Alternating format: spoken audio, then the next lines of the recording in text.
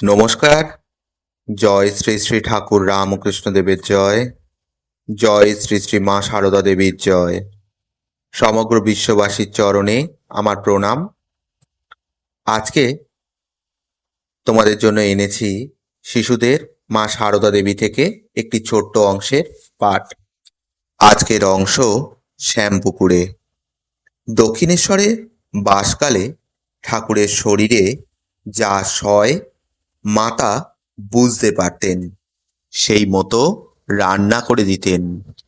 নহবতের ঘরে আবদ্ধ থাকলেও সবসময় তার মন পড়ে থাকত ঠাকুরের কাছে। খুব আস্তে ঠাকুর কিছু বললেও সেখান থেকে তিনি তা শুনতে পেতেন। ঠাকুরের ঘরে কত ভক্ত আসছে, কত ধর্মকথা, কত কীর্তন, কত আনন্দ হচ্ছে।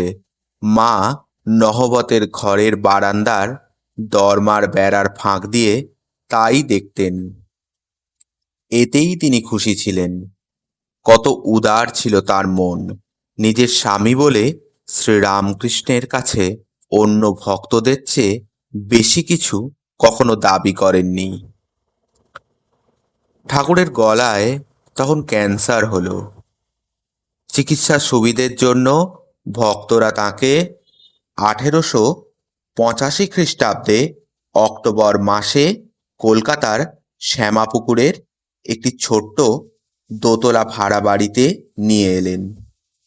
মা এত লজ্জাশীলা, তবুও ঠাকুরের পথ্যি রান্না ও সেবার জন্য সেখানে চলে এলেন।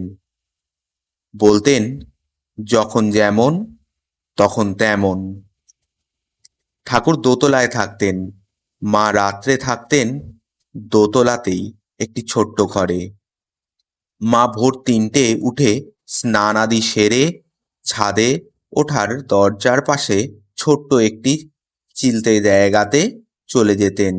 সেখানেই বসে রান্না বান্না করতেন। দুপুরে ভক্তরা চলে গেলে নেমে এসে ঠাকুরকে খাইয়ে যেতেন। রাত্রেও তাই। রাত্রে নিজের ঘরে ঘণ্টা 3 মাত্র বিশ্রাম করতেন। শ্যামাপুকুরের বাড়িতেও সবার দৃষ্টির আড়ালে থেকেই তিনি ঠাকুরের সেবা করছেন। ঠাকুরের বালক ভক্ত লাটু ও বৃদ্ধ ভক্ত গোপালদা তাঁকে সাহায্য করতেন। এরা দক্ষিণেশ্বরে থেকেই মায়ের কাছে কিছু কিছু সাহায্য করতে এসেছেন। শেষ হলো আজকের পর্ব। নমস্কার।